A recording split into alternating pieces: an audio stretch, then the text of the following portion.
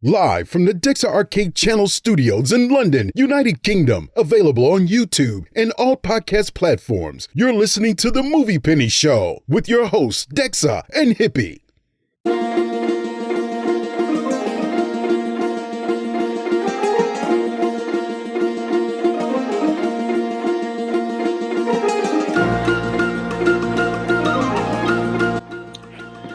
Good morning, everyone. Welcome back. Dexter here, and I'm joined by my co-host, Hippie. Hello. Welcome back to the Movie Penny podcast. Yay! With all new intro, all new music. Alright, and today we will be doing a highly spoiler-filled review of The Batman. We will not be doing a non-spoiler review. Everything in this review will be spoilers. So, if you haven't watched the movie or you don't like to hear people complain about the negative aspects of this movie or don't like to hear people talk about the couple of positives that we found, please leave right now and listen to something else because we'll be going into this in a lot of detail. On a side note, IGN recently released a list which named the best Batman movies of all time. The Dark Knight, Chris Nolan's Dark Knight, was number 1, and this movie, Mat Reeves' Batman, is number 2. So, suffice to say that our opinion is not going to be the most positive one. However, it is an opinion, so please bear that in mind, and no hate speech, and no negativity here. Everybody has their own taste.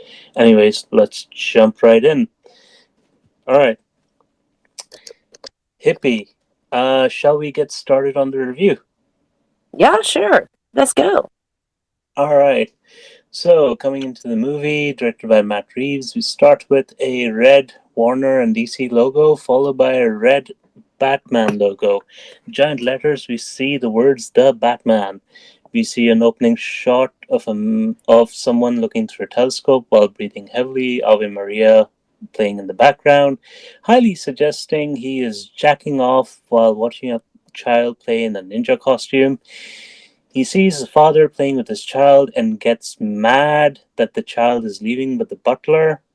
He sneaks into the room where the father is and kills the father in a very angry fashion because he denied his pedophilic urges. Then he gets on top of the dead body with duct tape and does what I can only describe as an orgasm sound before starting to duct tape him. Hippie, would you say that is an accurate description? I mean, I'm not 100% sure about the pedophilic edge to it, but there was definitely the causing of pain element was arousing to the person who we soon, we're going to find out who that is sooner. But, it was a stereotypical stalker turned, Gacy moment in a film, to be honest. Well, according to some of the behind-the-scenes stuff, apparently Mat Reeves wanted to put in aspects of the Zodiac Killer. Although I don't remember the Zodiac Killer being was the Zodiac Killer sexual in nature? I think.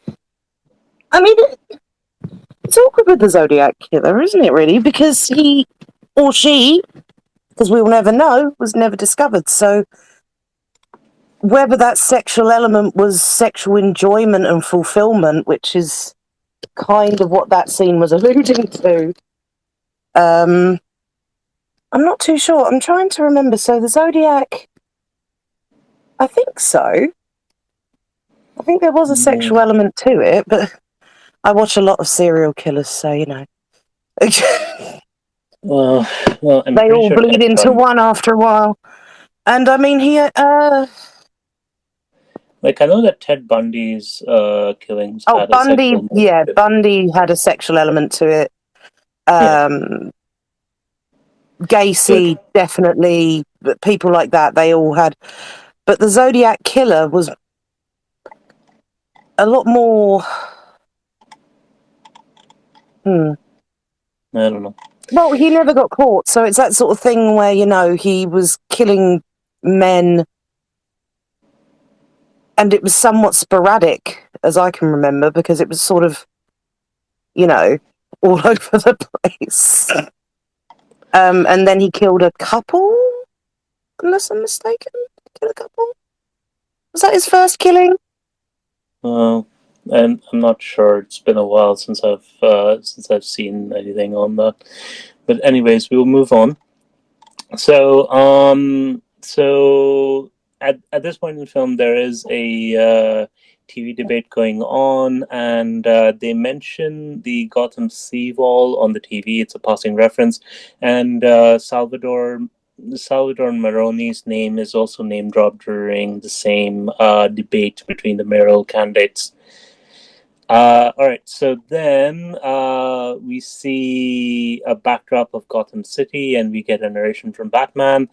So this is the start of the narration. Thursday, October 31st. Streets are crowded for the holiday. Even with rain, hidden chaos is the element. Waiting to strike like snakes, but I'm there too, watching. So throughout this, one thing that I noticed is that they show a lot of shots of the city. The city doesn't have any arches. There's no spires. I don't see any gargoyles. There's like one building with pillars. And this really bothered me, the fact that Gotham doesn't have any Gothic architecture, given that the name of the city is Gotham. Yeah, but I don't agree with that, because they've gone for more the idea of a futuristic goth. So, like that cyberpunk element where it can almost be called Gothic in nature because of the use of colour and the dramatic scenescapes. And also inside a lot of those buildings were quite dramatically Gothic. So, for instance, we'll get to it later, but there's a funeral scene in a massive church, and they've picked quite a grandiose looking church building with Gothic and Renaissance architecture to sort of call that in. So it's a bit like you've got to... Yeah, but this is the first couple of minutes. Like, I don't need to see Gotham at its Gothiciest in the first couple of minutes. I know where we are. You know what I mean? Well, I'm more talking about the entire film as well, because the whole idea of the Gothic architecture is that it shows the age of the city, because Gothic architecture was popular, isn't popular now, but it was popular then, and the whole idea of the Gothic architecture is that it's supposed to look run down, and it hasn't been kept up, and it's there basically is that as well, yeah. but we have to also remember that it's based on an American city. And, for example, it's based on New York. We all know that Gotham's based on, New York, Chicago, and those sort of cities. You don't necessarily... The first interpretation of those cities isn't always Gothic architecture. It's something more subtle than that. You got to go try find it sometimes. Yeah, but my problem with it is that this just looks like old Detroit from RoboCop. Yeah. This is going to come up a lot, but I do feel this movie suffered from displacement. It didn't quite know what place in time it was. It didn't quite know where in the canon it was. And I think maybe that contributed to it, that you don't have the instant recognizable things because it hasn't worked out whether it wants to be that movie or not. I mean, we'll get into that later, but yeah, I do agree about your because of it. I do agree about your point about the time frame, because I can't tell if this movie's in the 80s, the 90s, or the 2000s. I have absolutely no idea. Yeah. I don't even know if it's in modern day, because there's such a mixture of so many things, but yeah, we'll get to it eventually. Anyway, so continuing with the narration, so I'm going to slow this bit down because this bit is the bit that kind of just felt really stupid to me, aside from the whole nocturnal animal thing. It's a big city. I can't be everywhere, but they don't know where I am.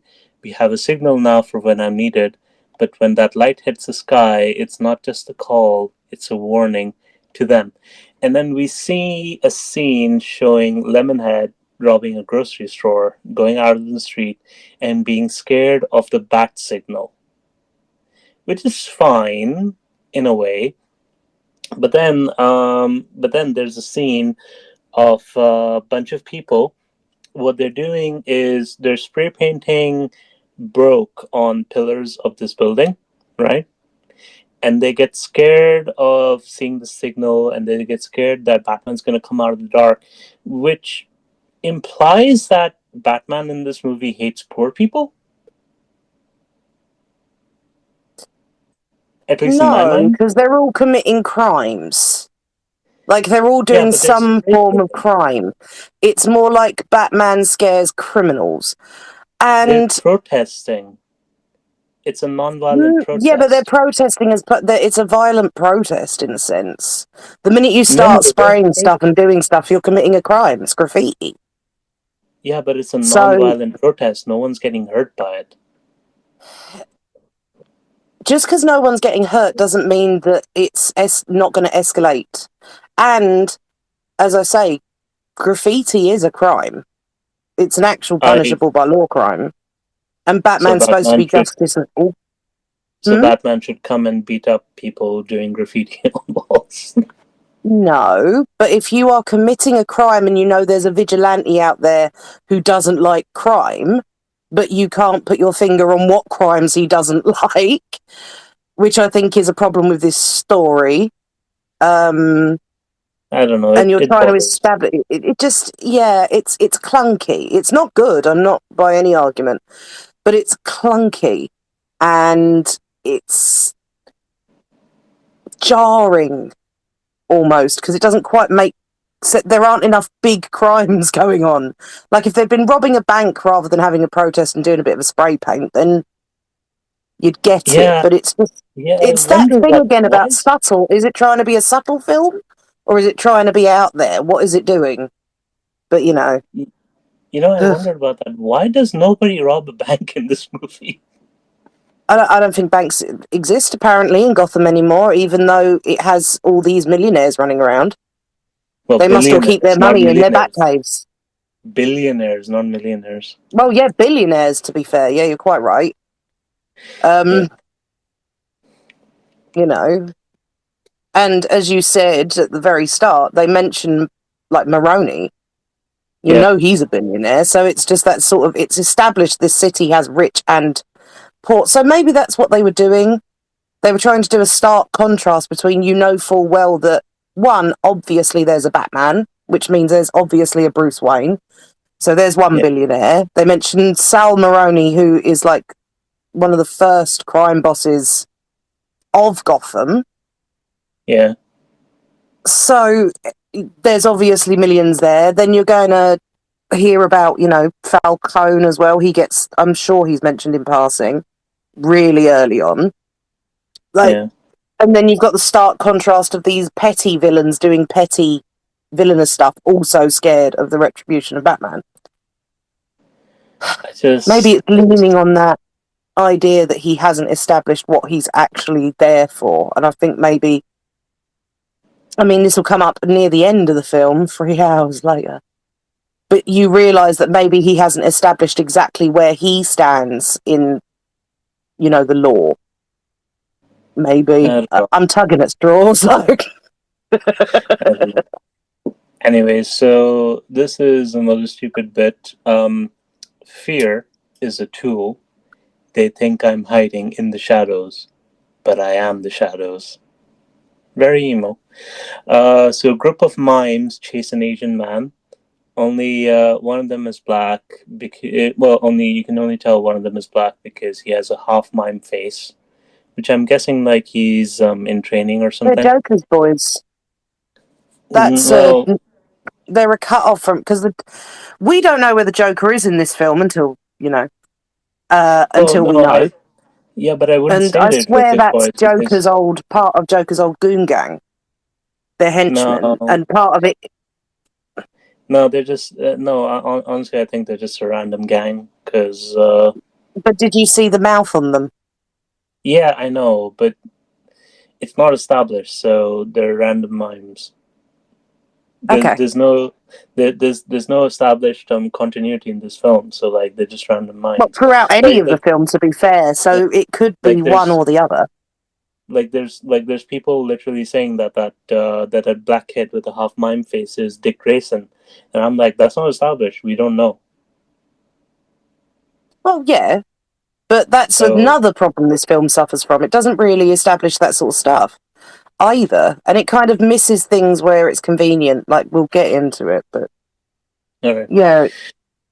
So this is a scene that basically undoes the entire point of the narration because these people are causing an Asian man. Batman comes out of the shadows as if he's been living in the subway the entire time.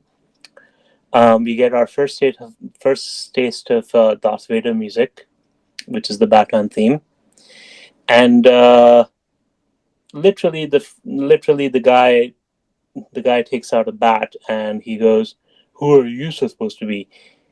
Beats him to a pulp and then goes, "I'm vengeance." And then he fights off the mimes one by one. The Asian man gets scared, runs away. End of scene. So my thing is, like, you're at a point where there's a bad signal.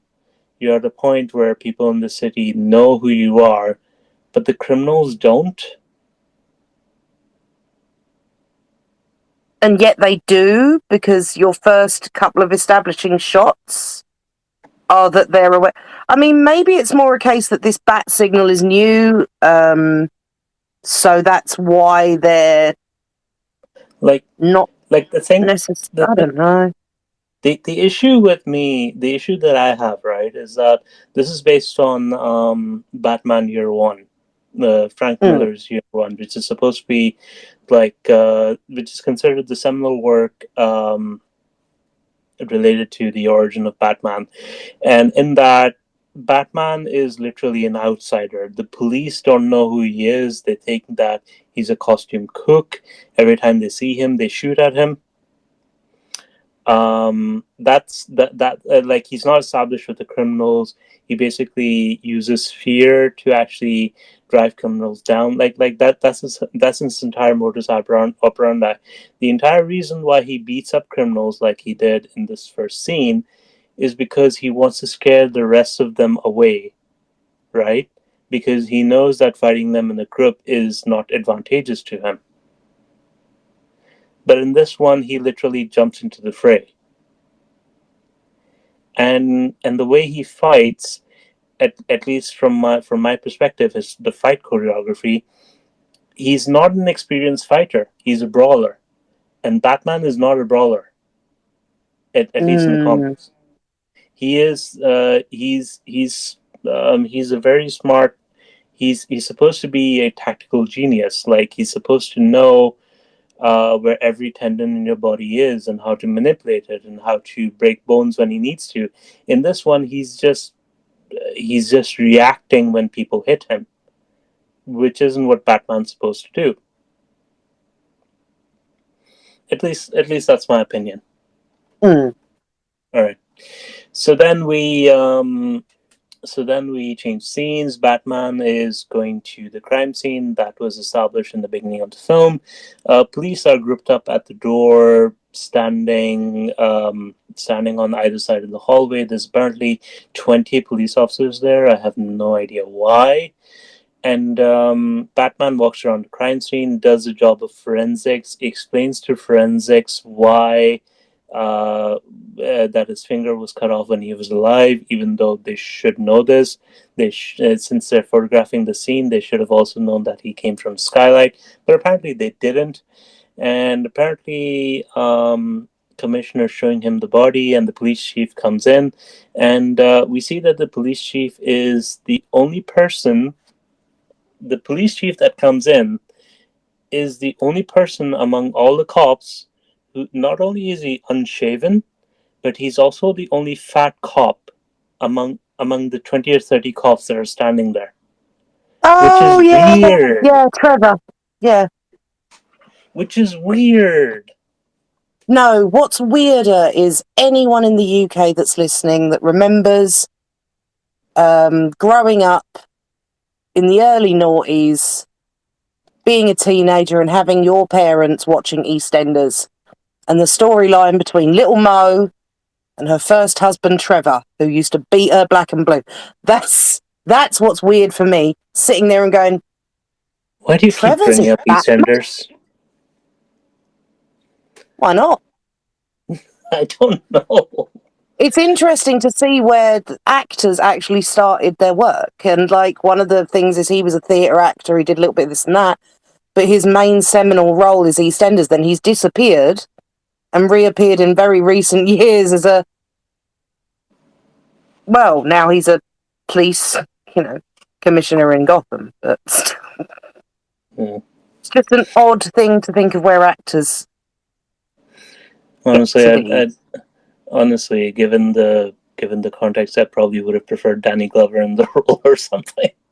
Well, the irony of it all is, it's like I say, it's about where actors came from and how they perform. I thought he did a good performance. Yeah, And his then you've got performance another was actor in this fine. film who started out in a really big franchise and has moved through really big franchises and still can't act his way out of a wooden box. What, That's you're what I talking about find quite Robert? fun. You're talking about Robert Pattinson. Yeah, our little R Pats, bless him. Honestly, he was fine.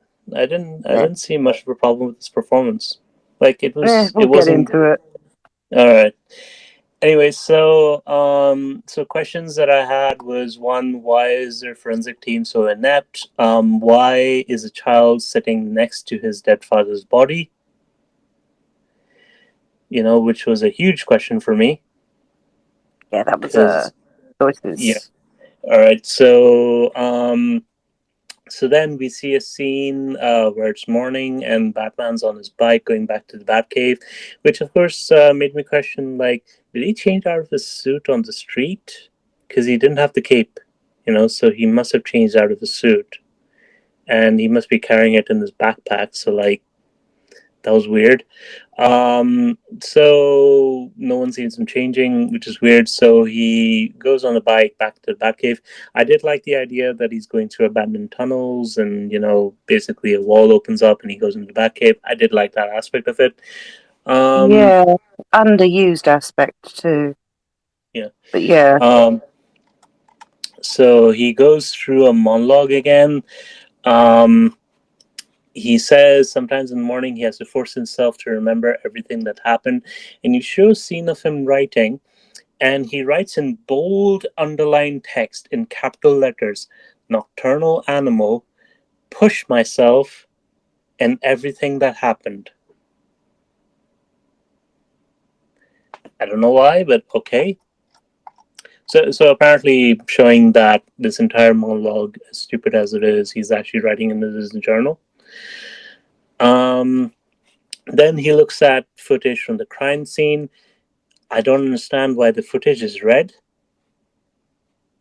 I get that it's a stylistic choice, but logically it makes no sense. It's I have a is there theory some about the red. We'll get to that. I'll bring it up later, but I have a theory about it. is there an analysis thing? Like, I don't understand. So he's going over the crime scene. Alfred comes in. Uh, Crap, I'm forgetting the actor's name. Why am I forgetting the actor's name? I Andy like him as well. Serkis. Yes, Andy Serkis. Yeah, like I like Andy Serkis as well. I think he's not the best Alfred for this movie. Mm, I think Michael Caine and whatchamacallit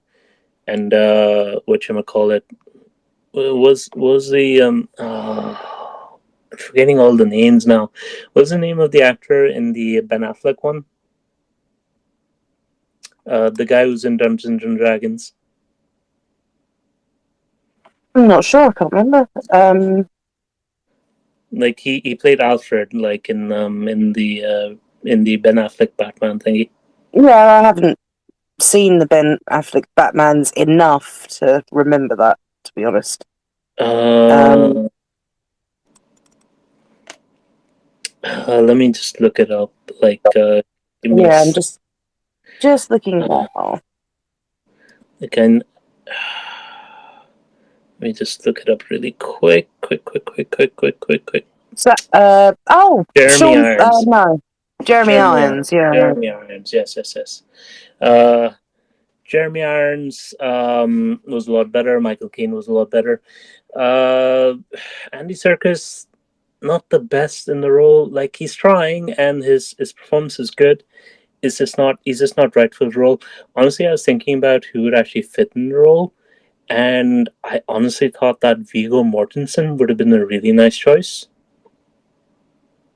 because he could have really pulled it off as Alfred.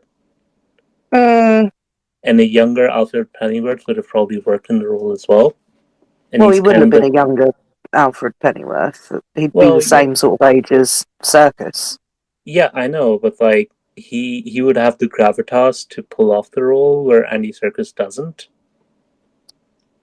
I'm not sure, but actually, I know that I don't agree with that. I actually thought Circus was good as Alfred, especially in a film that they're trying to establish some sort of paternal bond. But I'm not a fan of the Alfred itself. I don't think it's a very good interpretation of the character. Full stop. To be honest, it was weak. Like the paternal relationship was fine. I just found the whole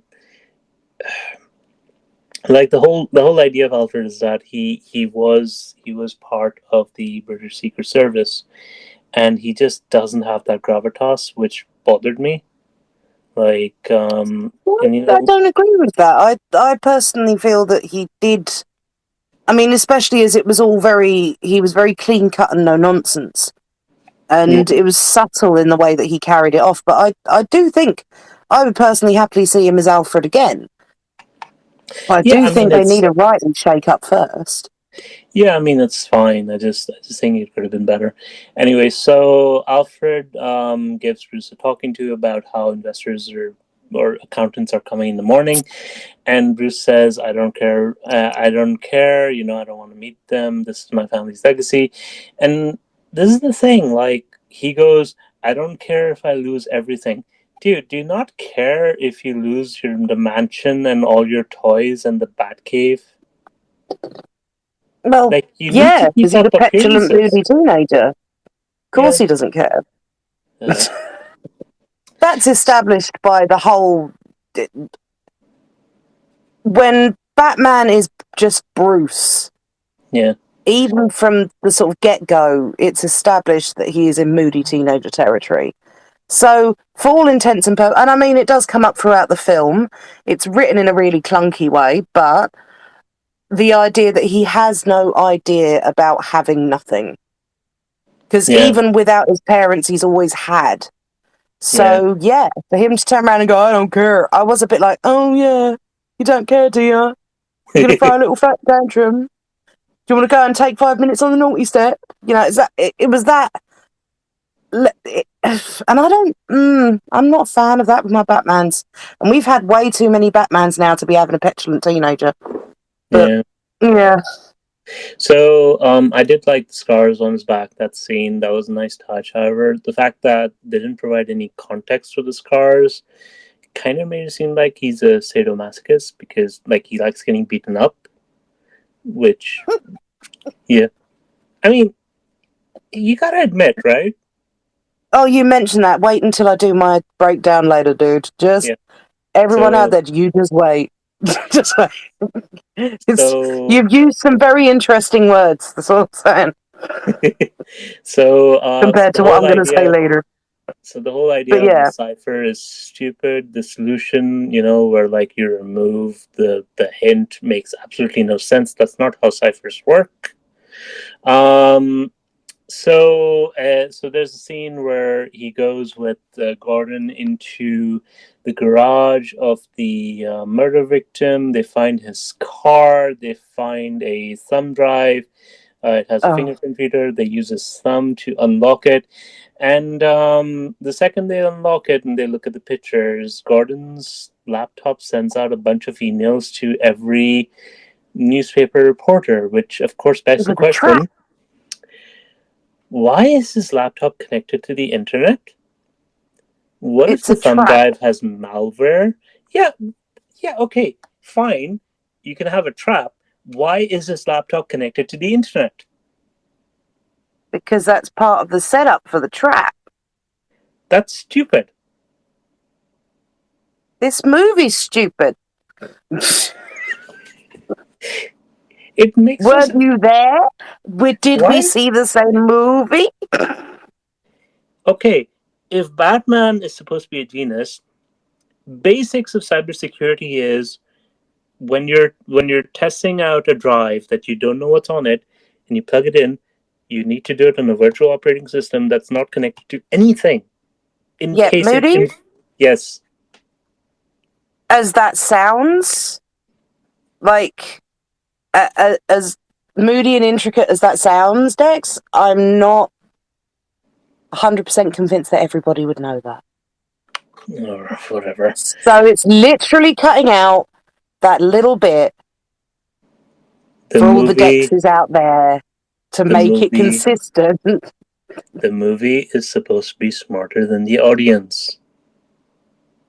The Does movie it have is to be, though? Yes, it does. The Why movie has should it? because it's trying to tell a story, and you have to be Yeah, but smarter that than doesn't the. mean it has to be smarter than the audience. It shouldn't be dumber. Okay, Trolls tries to tell a story. It's definitely dumber than me. I you're, still enjoy the story. It you're doesn't have to comparing be the smarter than Batman. the audience. You're comparing the Batman to Trolls. Just you wait.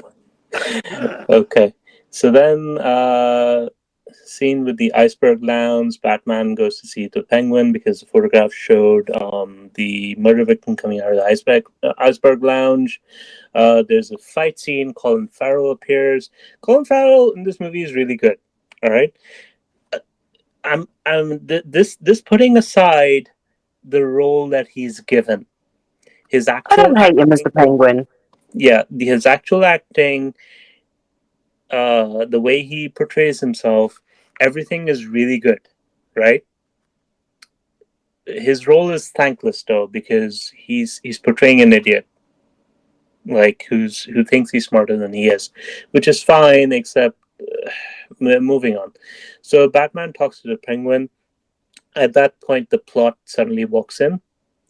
So we get our first taste of Selina. She walks in, she sees a picture, she suddenly leaves. She gets into a taxi. Batman follows her on the bike. She doesn't see that she's being followed, even though he has his huge fog lights on. Like you can literally see them from the back of the taxi. Like, don't turn on the headlights when you're tailing someone. That's 101. So Batman is apparently a warrior. He likes watching women undress in their apartments. He watches Selina undress, put on her Catwoman costume. She does some gymnastics, goes down the fire escape. He goes after Selina rather than looking into the woman that he's actually looking for. He follows someone else. He finds the woman that he was looking for in the photograph, and instead of interviewing her, he follows Catwoman. What are you doing? Obviously, he's trying to get his end away at some point. Like, it's, you know. All right, so Quick shout out to Beardo. We will be going over your comments shortly, mate. Thank you for sending those through to us. But yep, continuing on. please, we'll actually go over all the comments at the end of the podcast. Thank you for sending them. So, anyways, so Selina breaks into the murder victim's loft, takes a passport from the safe. There's a pointless fight scene. There's sexual tension between them. They go back together to the apartment, find out the apartment was broken into, and the girl is gone. Riddler's on TV. He shows him putting the fat, unshaven, bearded commissioner in a rat cage. Basically, it's a saw trap, but dumber. Selena reveals there's another club in the basement of the Iceberg Lounge. Apparently, Batman's been looking into the Iceberg Lounge for an extremely long time, but he never thought to look up the blueprints of the place so that he would know there's a basement level, or use a thermal camera to see if there's people. How many people are in the place. Which would tell him there's another club in the basement level. He's dumb.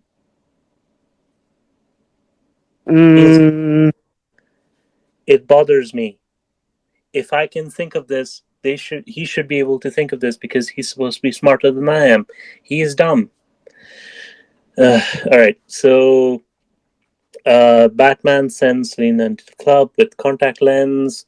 There's a scene where she meets a DA. DA talks about a rat, which is related to the case. Apparently, the rat is integral to the case. We're introduced to John Turturro as crime boss Carmine Falcone. He has the hots for Selina, who we find out later on is his daughter. And he implies that he's had sex with her before, which is uncomfortable given the details we find out later on. I don't think he was referring to her, was she? He was referring to her friend. No. He gives her the side eye and goes, "Don't be a stranger. I haven't seen you in a while." That doesn't. Yeah, but that equally doesn't imply that. It does.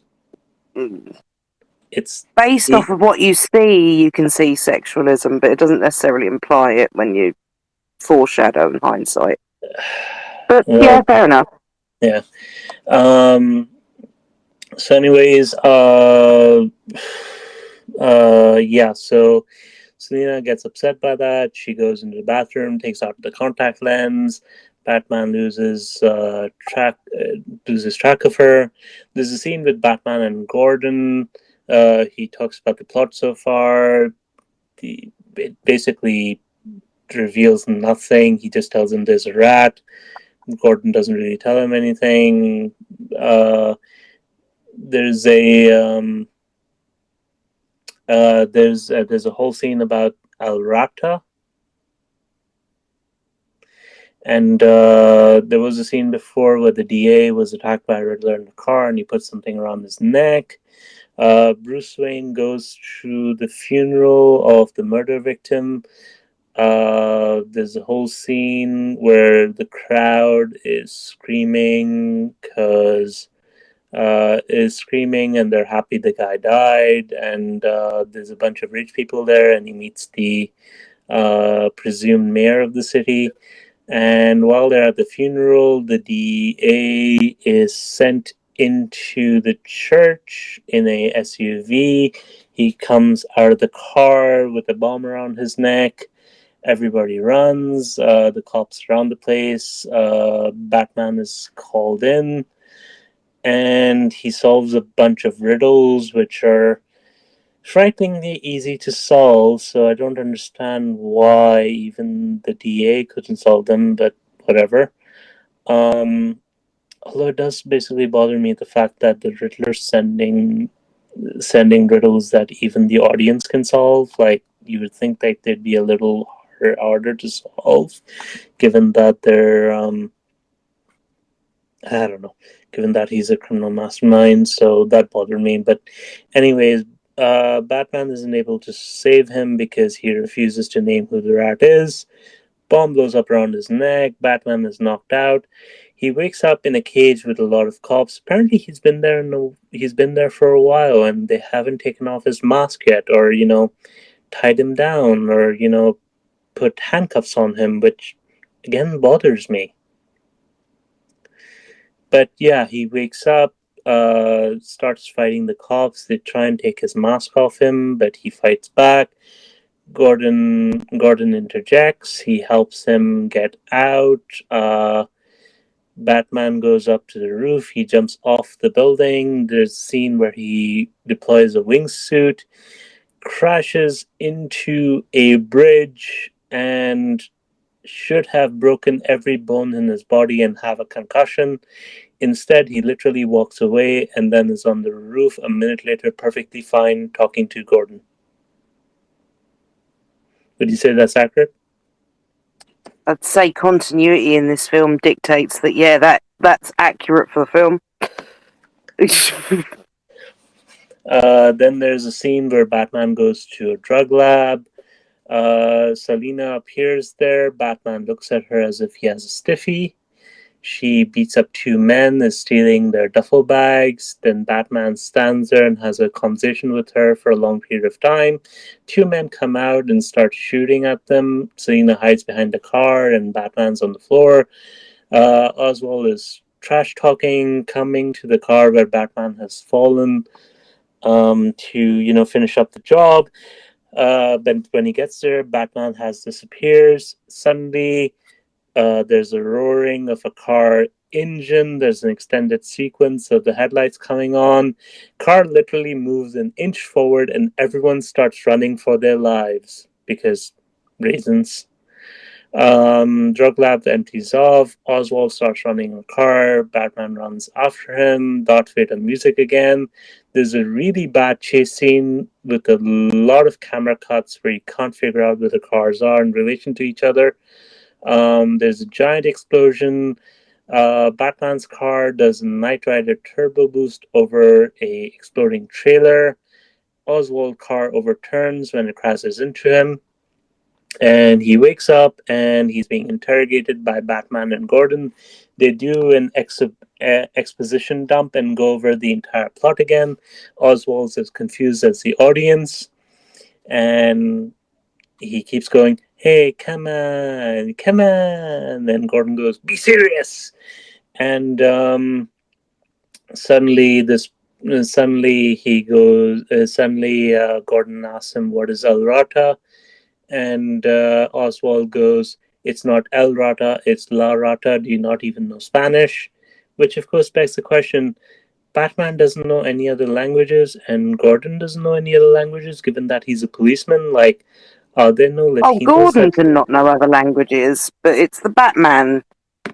He's a billionaire, playboy, would have been educated with the highest education, and doesn't know any other languages. It's a little concerning. Yeah, but And it's can't also read concerning. code. It Needs also Alfred to do it for him. That It's annoyed me also as well. concerning that Gordon doesn't know any Spanish, because you might not know this, but police in California actually need to know Spanish because it has a heavy Latino population. So they actually Yeah. need to communicate with them. So basically, it has a question like, are there no Latino people living in Gotham City? So that is literally a question for me. But moving on, they decide to go to a website of elrata.com,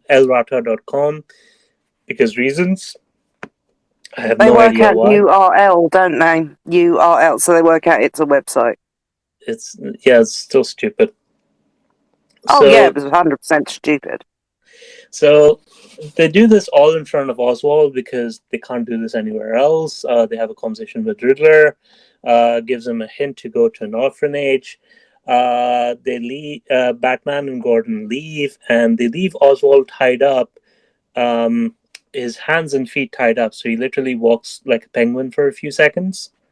Which is That was the funniest part of the film. That was Yeah, that does make me laugh excuse out me, loud. first genuine chuckle. Although it shouldn't really. Like, you shouldn't really. Never mind. Anyways, so they go to the orphanage. They find out Bruce Wayne is the next target. Alfred receives a package. It explodes. He ends up in the hospital. There's a stupid scene straight out of Amazing Spider-Man 2 where Bruce Wayne lays out evidence on the floor of Wayne Manor, spray paints loads of stuff, and you kind of wonder if he has other staff in the house who would actually see this and wonder what the hell he's doing. Well, it's already established he's got other staff. He's got one other staff member that we know of. Yeah. So the funniest thing that he spray paints, to me at least, is renewal is a lie. Where you need to spray paint that. Thanks. Okay. So then he looks up files about the renewal project with his father spearheaded, which was supposed to help the city. He meets up with Selina. Selina keeps calling him Vengeance instead of Batman. She goes over her own backstory about how she's the daughter of Carmine Falcone. Bruce goes to see Carmine Falcone. And Bruce goes to see Carmine back home, like literally without the costume. Carmine tells him who killed his father.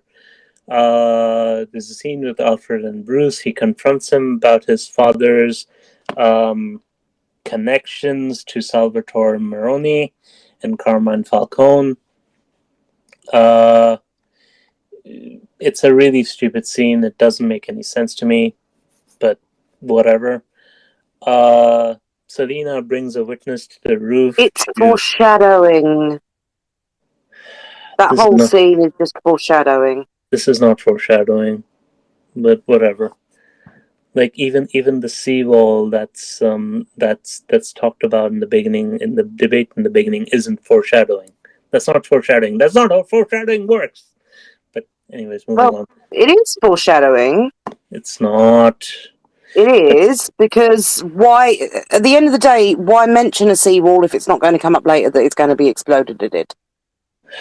Like, it's that sort of film that it drops stuff in really early on, and the way they do it's like, oh, right, that's going to come up later then, which is foreshadowing. This isn't foreshadowing. It's really bad foreshadowing. Anyways, it's bad foreshadowing, but it doesn't stop it being what it is. Selina brings a witness to the roof for Batman and Gordon, who basically reveals the plot. She goes to confront Carmine to kill him.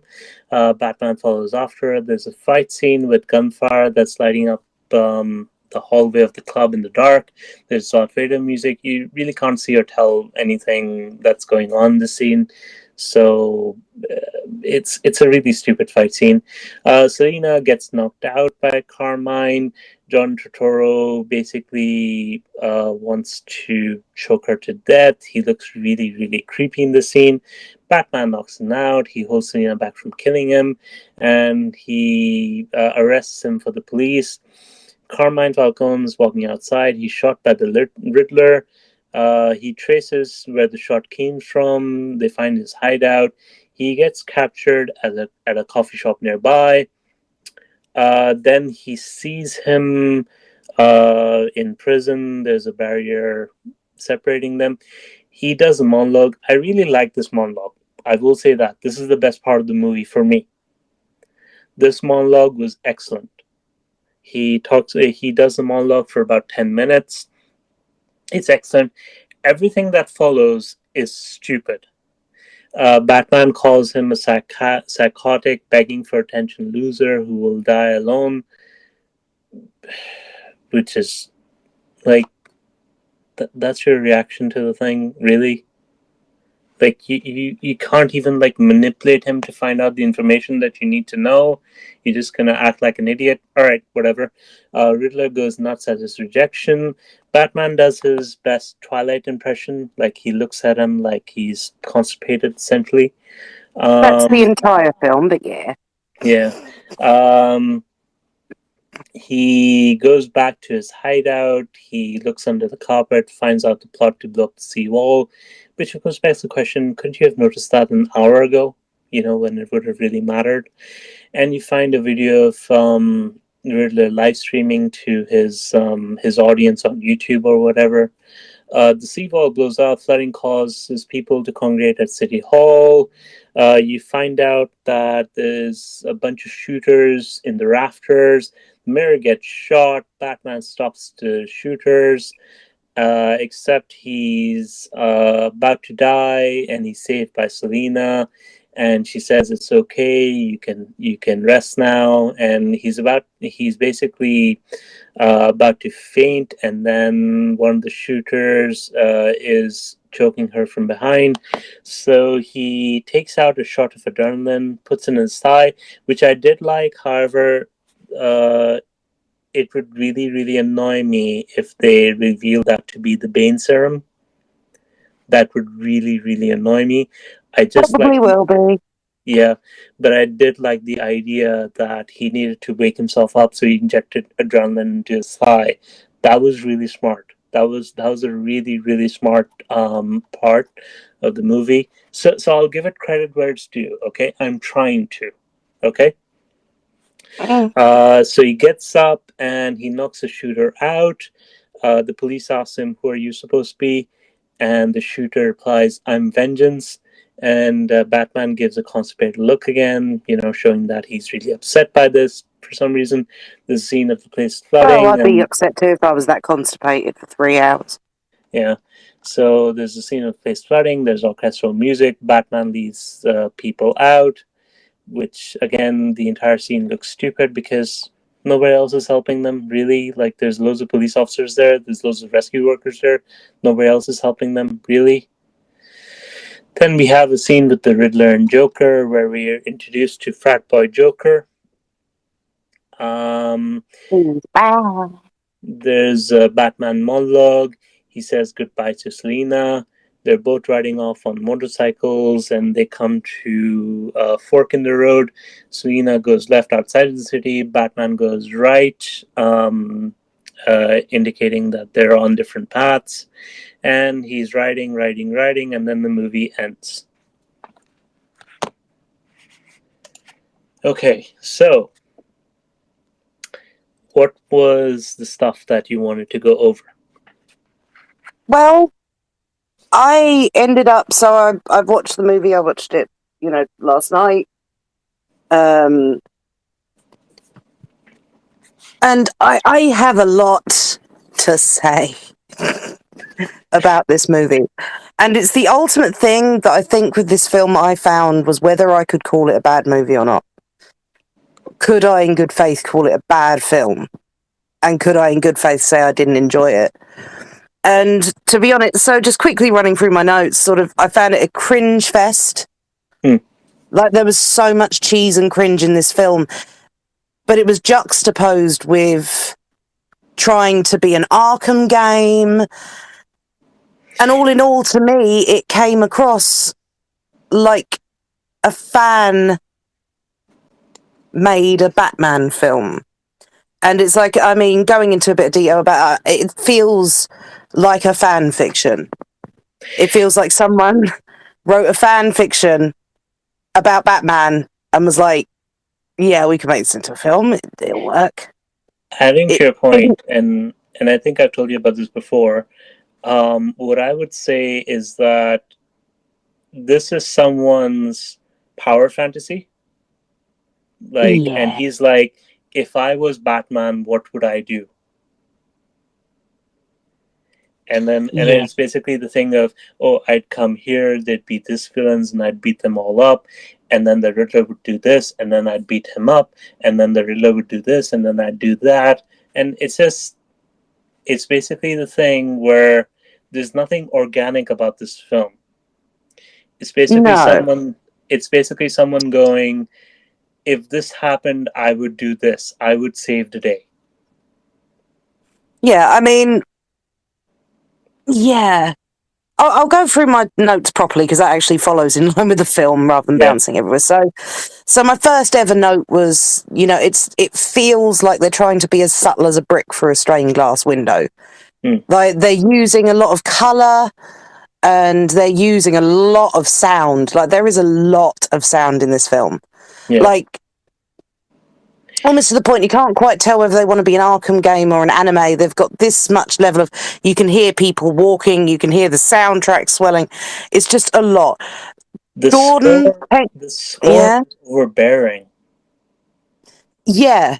And the funniest thing is as well, if you have a look at the person who actually worked on the musical, like the music of the film, which is Michael Giacchino, his background is from films where that sort of score is perfectly valid, because one of the films he wrote was Up, and we all know how he wrote was Up.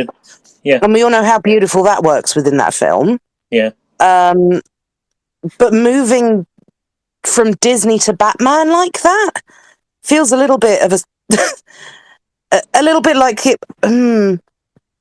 like a Well, passion project, rather than this is my usual job. It's almost like he's gone, oh, I could do a Batman side hustle alongside my usual job of writing things for Disney. well, the I thing like about Batman.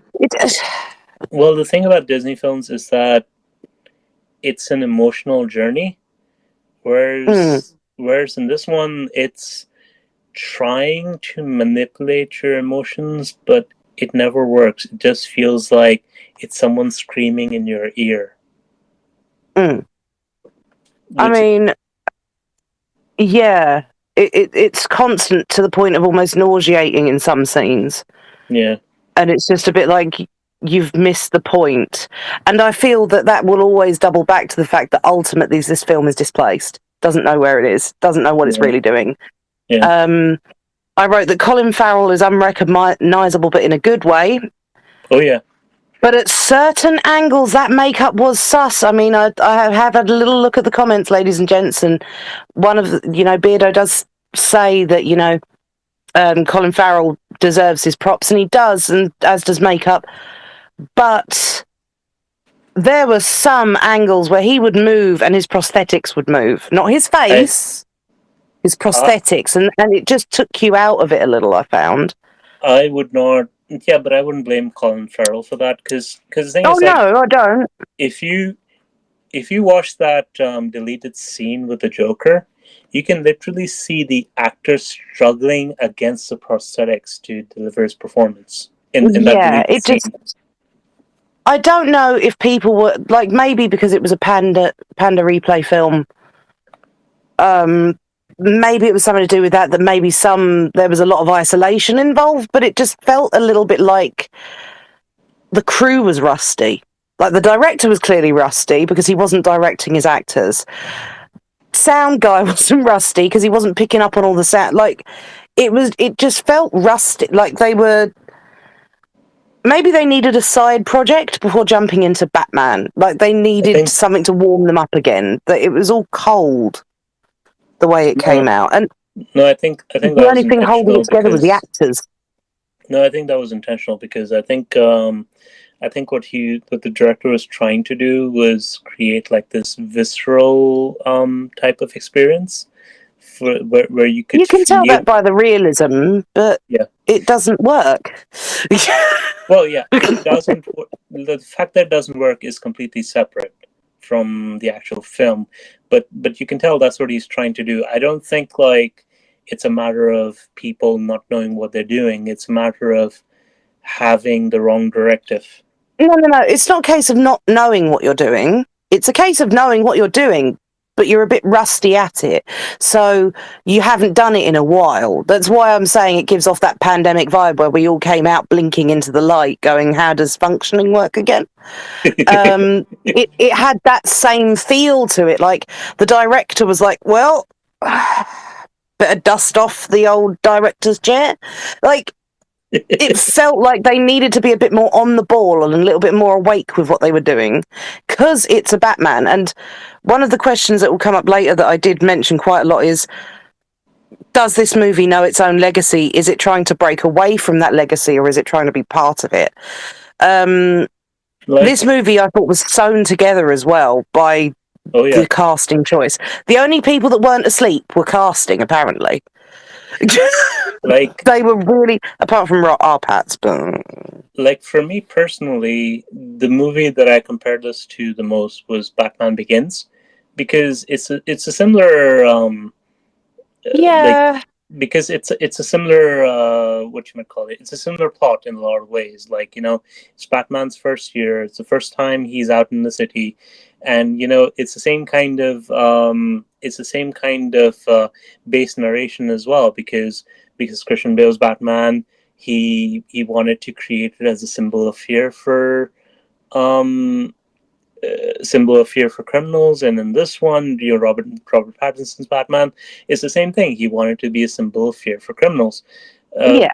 but the problem is, by the end of the film, he basically talks about being a symbol of hope. You are not a symbol of hope. Batman is not supposed to be a symbol of hope. Well, he's supposed to be a symbol of hope to the people who aren't criminals. No, That he someone is out there. Well, No, he's it's no, not his he's goal. not. He's not Superman. Superman is the symbol of Yes, hope. yes, So the Superman is a use symbol of of hope. that phrasing, yeah, when I get to it, the use of the whole script in this film, in fact, I'll just bundle up what I was going to say about the whole script in this film.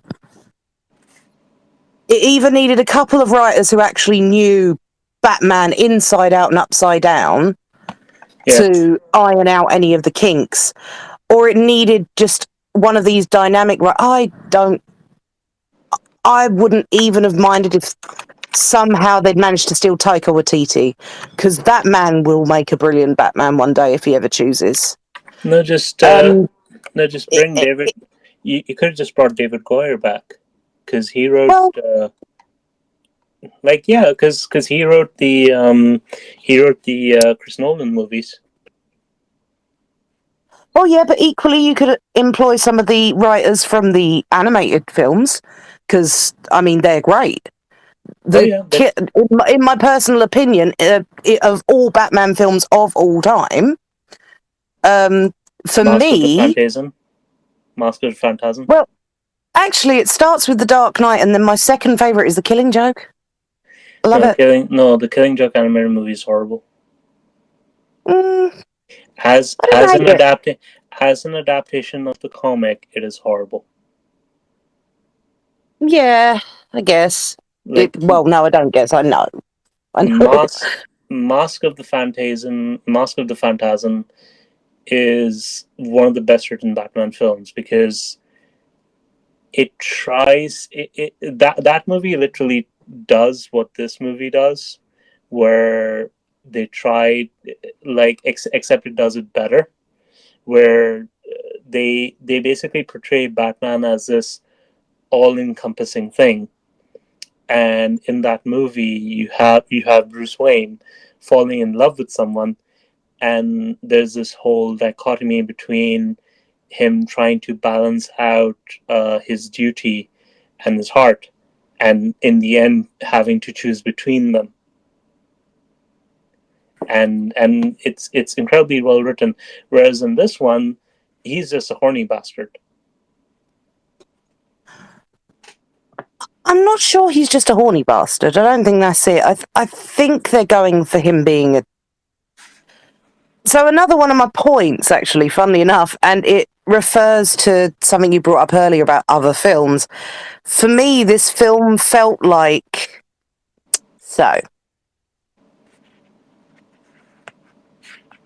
fan fiction recently in cinema seems to have taken on a life of its own. And we can see that with the fact that The Cursed Child's coming out. That's basically a fan fiction of Harry Potter. You've got all that, and 50 Shades was a fan fiction of Twilight, and these things have come out in book and in film, and they seem to be popular with the zeitgeist of people wanting to rearrange the original texts a bit. And this film felt like that. And I felt like almost it was the only way that we could ever see Robert Pattinson as Christian Grey, as well as Edward Cullen, was to make him the Batman. And that's kind of what they've done with this movie. They've got this moody, arrogant, because he does come across as arrogant. So wait. So essentially, you're saying he does BDSM in the morning and BDSM at night. He just wears two different suits. Yeah, pretty much.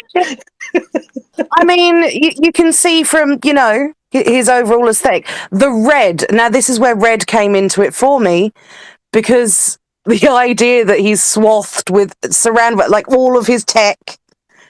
There's lots of red, the use of red when he's walking through places, the use of red at the end with the flare. It just, in my head, I just kept hearing the soundtrack from 50 Shades going, I see red. And I was like, I've got to stop.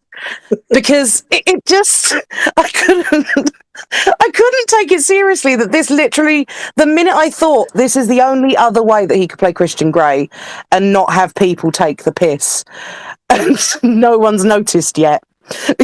Because billionaire, troubled, has a lot of loss in his life. Oh God. I mean, you can tie that to Edward Cullen as well with his makeshift family unit. He's had to have he's adopted into a family, which technically they tried to set up with that relationship between him and Alfred.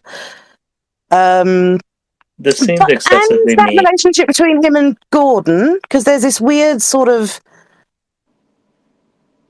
It's not a father figure. It's almost like an avuncular figure. No, it's between him and Gordon, or like even older brother, younger brother.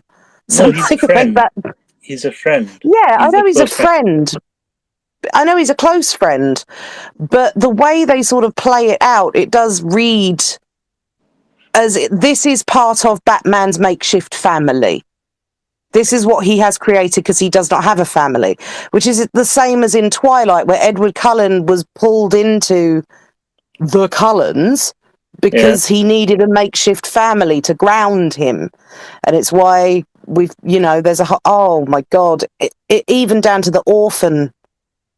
I've only just realised this as well, even down to the orphan storyline. Because 50 Shades of Grey, who was an orphan, who was adopted into richness and then had another orphan be all ups in his grill about it. Slightly different, obviously, but Christian Grey started off as an obvious orphan too and had a rags to riches story, which is something that this seriously misses, which makes an arrogant and it makes a Batman who doesn't have any realistic grounding. Because Pat said some things throughout the film, like some of those Batman quotes, and you're just like, wow, the privilege on it. And the Riddler points it out to him. Yeah, so I know. When he thinks he's talking to Batman, and that pissed me off as well. The film, it's a bit like the film, you'd be going on this roller coaster and you're going up and up and up, and you know the incline's going to be this amazing dip. You're going up and up and up and up, and you're thinking it's getting better and better, and then it gets to the top and just flatlines. So, for instance, with the Riddler storyline, they could have gone in the direction of maybe having the Riddler being one of the only people in Gotham because he works in riddles. He's been able to work out what the biggest riddle is, and he wants to use Bruce Wayne and Batman and be like, and he finds even the elements of that cool. Like, if they'd gone down that route, I would have been like, cool, but no. He has no idea. This man who's supposed to be all this enigma work, and you couldn't work out that Bruce Wayne and the Batman are never in the same room at the same time. Oh, I think he did, though. No, they allude to it. They make it sound, and then he's like, but you're the Batman, so it's fine, and you're the Batman, and I love you, and you're the Batman, touch my peen. No, I think he knows. I don't think so. I think it's honest. The way they played it out was as if he had not worked out that the man that he'd been working with, who was going to help him bring down Bruce Wayne, just so happened to be Bruce Wayne. Like, he was so caught up in the enthrallment of. I think, and I was like, that's dumb. He would have worked that out. It's dumb. I disagree. I think he did work that out. Although, one thing I will say, 2 points that I forgot to make. One thing, and again, I'm going to talk about this as a positive. I like the portrayal of the police in this film.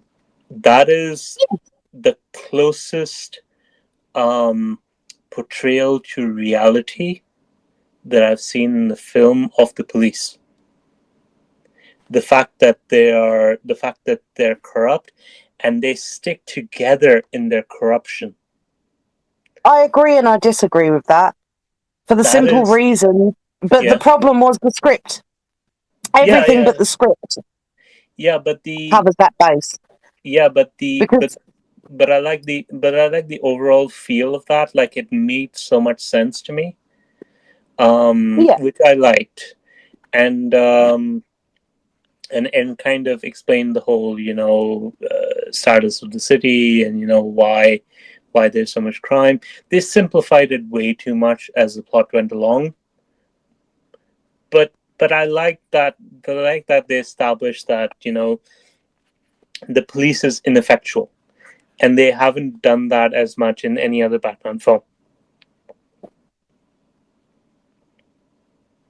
Well, to be fair, in any other... they haven't done it in any other Batman film, but it doesn't mean it isn't out there in the Batman canon, though. Yeah. Like the televised canon. Yeah. Because the Gotham police ain't that great. And in Gotham. Yeah. But they don't really have... They're normally under Commissioner Gordon in the films. Yeah, and we already established that Gordon isn't an idiot. Yeah, but in this one, he's not a commissioner either. He's a detective.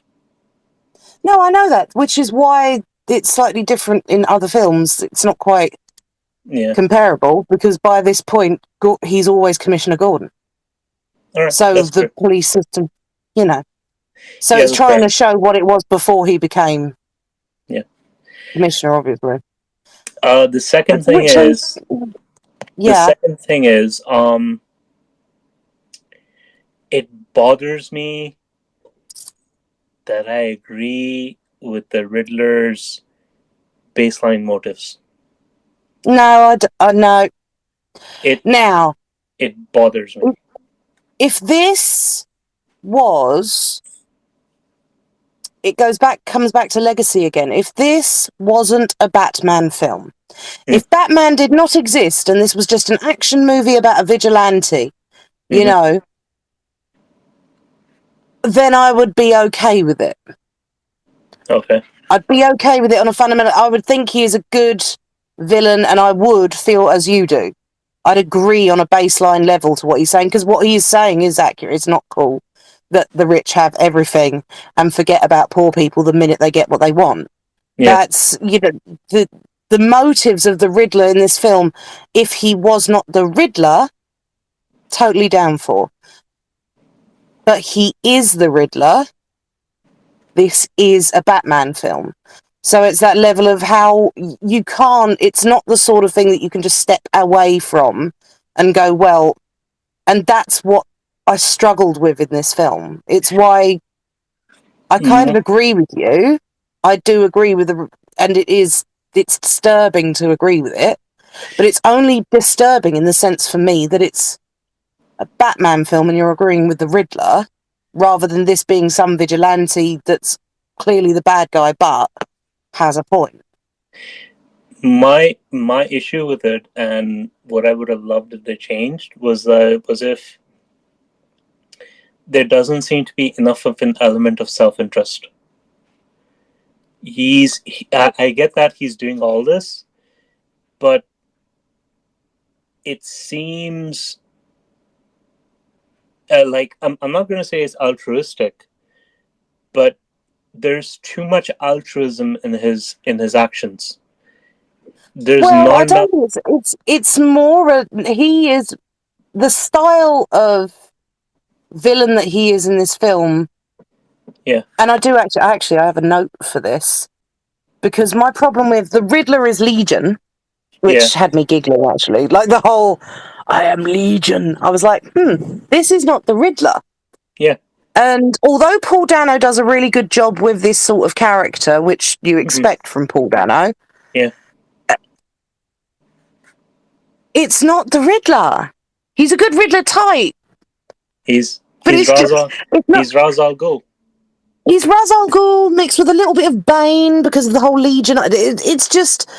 You could have told me... Yeah, now that's what I also thought. Yeah. Have they created this sort of Riddler because we have that sort of Joker? And it was a weird thought process of what would have ever happened if we had been able to keep a good Joker rather than the one that we now have to deal with. Because this Riddler, it's almost like he's been repainted in realism to fit what we now expect in cinema, which is the element of the real. And it's what they keep doing with DC films, which keeps letting it fall short, because you're a superhero movie. Be a superhero movie. Be an escapist movie. Don't... But okay. Like, But like what I would have liked, and they tried to do this, and they tried to do this really unsuccessfully. Like, they didn't do this at all. In fact, like, but I can tell that they were trying to do this. Is that the Riddler should have been able to manipulate Batman for his own ends.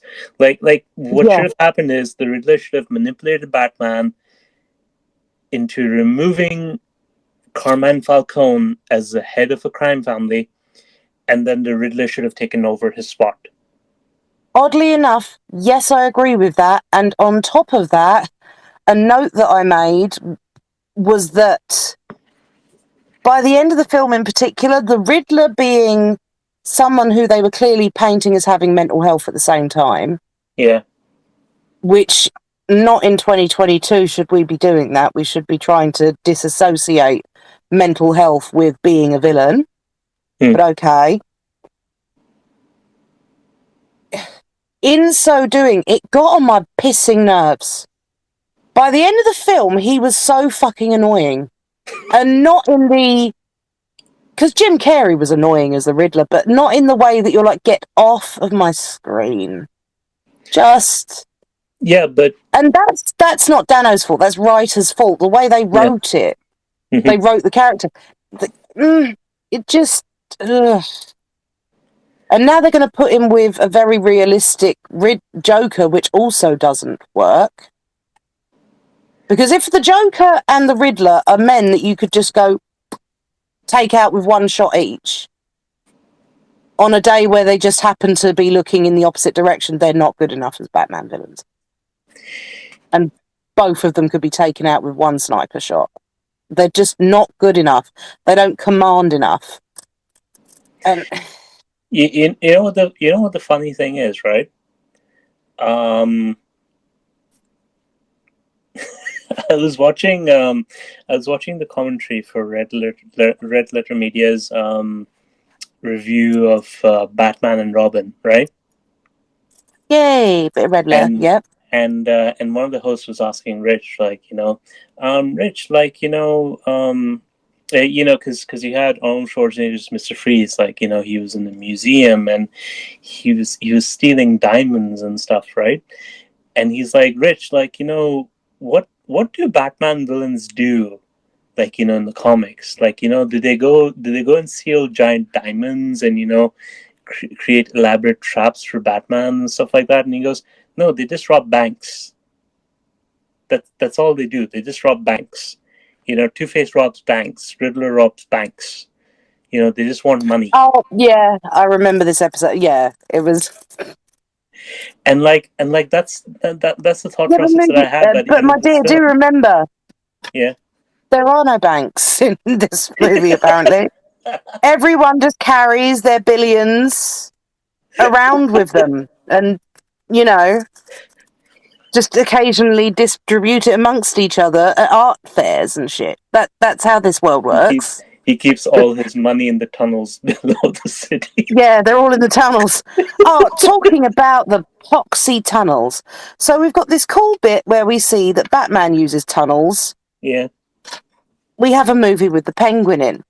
This movie's clearly trying to establish the Penguin is the rat. Oh, no, it's not. It's Falcone. I worked out from the start it's Falcone, which really disappointed me when I was right. Okay. Especially when they were leaning so heavily on it being the Penguin. Okay. You've got the Penguin. Why are you having a chase on a motorway in a car, please? Why are we not having high-speed chases through sewers?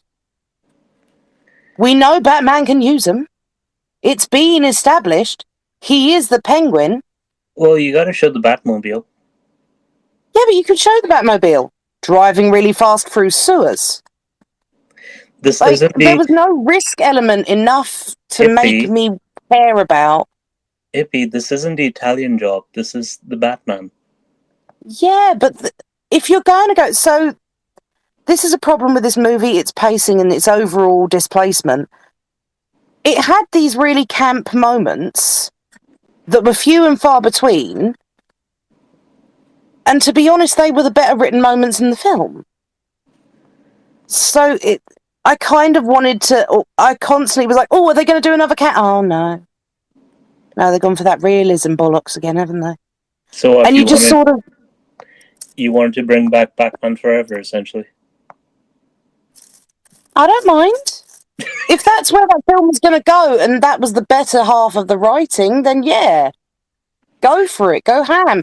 Like, there was so much... You cannot tell me that the ham and cheese in this film did not fill a Monte Cristo sandwich. It was insane. Like, Falcone's death. Falcone trying to strangle Selena. Like, Falcone, full stop. Penguin, camp as hell. That's why that bit where he's, guys, are you going to untie me here? Like, that sort of, the waddling, and the fact that it's clearly the Penguin squawking behind them to get untied. That's why that was funny, because it's just so bloody cheesy. And I'm like, but those are the bits that are good in this film, and then they try to be realistic, and that's where it feels like a fan fiction, someone who's trying to write in the style of something else. And it just didn't work. And I was like, why didn't you guys just lean on the cheese? Because they're trying to make a gritty Batman film. Yeah, but why? And this is the problem. Like, we don't need another Nolan film. We had 3, and they were great. In fact, one of them was amazing. Well, the third one was crap. Yeah, one was absolutely amazing. Yeah. Second one, yeah. But 2 were a bit... Well, the first one was good. I did like Batman Begins. Like, Batman Begins was good. We all acknowledge. Dark Knight, it just blew the rest out of the water. Oh, yeah. And it's why we keep trying to refit Batman into that Dark Knight role. And I'm like, because that is Batman. But the problem is that at least for me, the problem with this film, right, is they're trying to have it both ways. They're trying to make it as if Batman is established and he's not established, and you can't do both. And then they're trying to sort of pull off the whole, he's a moody teenager, but no, he's actually an adult that does clever stuff, or he's actually a really good detective. I like the fact they're going back to the roots of Batman being a detective, but not actually really. Batman shouldn't be a Hardy Boys detective. He should be Batman. Yeah. And it felt like the Hardy Boys. Well, have you looked at this? Like, even down to the script, the way the script would have... I was waiting for someone to say, gee, Willikers, Batman. Because every now and again, it was that level of... And I'm like, if you're going to do that in a film that you want to be gritty, do it better or don't do it at all. You know what would have been good? Get some better writers in who can carry that comedy well. Which is why I say again, Taika Waititi for the next Batman film. Like, No, but you know what would have been good and would have worked with the tone of this film? Yeah. If there was no Batsuit. If he just went out in black clothing and a balaclava and fought villains. Vigilante. Yeah. And then we could have had that touching moment that they created where Alfred gets blown up, which was really annoying. Yeah. For me. I was like, I don't want that. I don't want that. That is a scene from fucking Twilight. It's a scene from 50 Shades. It's a scene from probably there's one in The Cursed Child. I mean, it's a scene from Hunger Games, which is basically a fan fiction of so many previous books. It's a fan fiction of Battle Royale. Yeah, it's that. It's also, there are many books. I mean, there's the elements of 1984 and all that sort of thing. But The Running Man. The Running Man. There's a lot in terms of the way that genre is progressing, and I don't want to see it. I don't want to see. Number one, as I said earlier, I quite enjoyed Andy Serkis as Alfred, but I didn't enjoy that Alfred. What happened to Alfred just being some sassy, on the surface, just a butler, a very good butler, who's sassy and turns out to be actually really, really useful? like Jeremy knows Irons. all these martial arts. And yeah. I was thinking more. I mean, I do quite enjoy Sean Pertwee's Gotham Yeah, interpretation of Alfred. But it's but that is a TV Alfred. It's not the same as a film. So it would need to be a little bit more clean cut than that. So it would have to be a cross Gotham. between Gotham Michael bothers me. Caine and Sean Pertwee. Gotham just bothers me because there's too much of like it starts out fine and then it kind of devolves into this whole thing of like, oh, let's introduce this person, oh, let's introduce this person, oh, let's introduce this person, oh, let's introduce this person, oh, is Joker's his best friend. It gets too much. Yeah, no, I mean, no, Gotham's convoluted, but I mean, as characters go, like not necessarily within the storyline of Gotham. I just mean as an interpretation of Alfred. Yeah. He's really good, and I think that's what Andy Serkis is trying to be. I think he is trying to bridge the gap between the old servant Alfred and Alfred, who's almost a father figure and an equal. And I don't want Alfred to be a father figure and an equal. I know it sounds bad, but I do want I want him to be Downton levels of Butler, because Batman is Downton levels of rich. So he should, like, it's just not played off in this film. But Alfred is always the father figure. Like that is his role in the comics. Like he's the replacement father. I always see him as avuncular, but not as a straight up father figure, because he's constantly reminding Bruce Wayne about his parents. And I know he does so in the film, but it just doesn't work because it's too father figure-y. And like an avuncular Alfred, father adjacent, but you still know who your father was, is fine for me. Yeah, but that's not being a father figure, that's being a wet blanket. Because he's constantly trying to emotionally manipulate him and make him feel guilty about the fact that he's being Batman. And that's not his role. Like, he is a father figure, but he's basically like even in the comics, he's a father figure, but he supports him from the shadows. Like, he basically, anything he needs, he just does, and he worries about him, but he never tells him that he worries about him. He just is always the shoulder that he needs whenever he needs support. That's his role. Okay. I personally do still see that as an avuncular role, but fair enough. Like the thing is, I get what you're saying, but the movie doesn't earn it. No, it doesn't. So, but if you had a scene. If they had reintroduced, like if we go back to your idea of him just running around in like all blacked out rather than a suit, if they'd had that touching moment and Alfred produced a suit, which I know we've seen before, that would have worked better for me than Alfred's all hyped up in it. I care about you, boy. That sort of level of... Yeah. I'd have kept the suit reveal until the end of the film. You could have even had that moment and the suit reveal at the end of the movie, so it's all like, ah, and then threat. That's the piece gone then. What I would have liked is that he goes through the whole film just beating up these people and realizing that it's a thankless endeavor, and they're not afraid of him. And he basically realized by the end, I need a symbol, I need to be everywhere at once, I need to stop them before they start. But that's where it felt they were placing the film, because I mean, Gordon's not commissioner, Batman still looks quite young and is doing things that are quite pseudo-juvenile. He sometimes needs to be pulled up on the way he behaves.